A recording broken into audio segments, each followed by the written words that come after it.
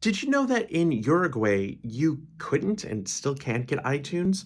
But as of 2 years ago, 2020, April 2020, from Apple.com, it finally was able to have Apple Music in Uruguay. And guess what? Today, December 2022, the Velvet Rope number 40 in Apple Music. Now, many people may say, well, James, you talk about iTunes purchasing.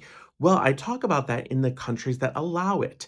iTunes is not available in every country in the world. And as of like 2011, iTunes started expanding more and more, like Brazil and things like that. So, actually, in many countries throughout the world, Apple products, you might get some of them. You can get Apple Music, but you might not get iTunes. Others, you can get iTunes, Apple Podcasts, so on and so forth.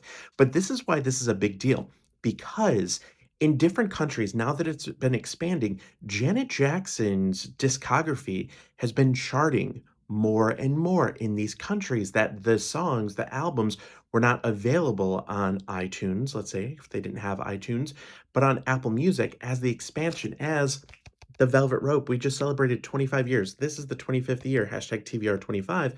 But that's why. So when many people ask me, James, you go through all this stuff, you have all these great facts, you have all these receipts and everything, why don't you talk about iTunes in every country? It is because to this date, many countries still don't have iTunes. And only a couple years ago did more countries start getting iTunes. So follow me for more. And what's your favorite song in this? Let me know in the comments. See you on the flip side.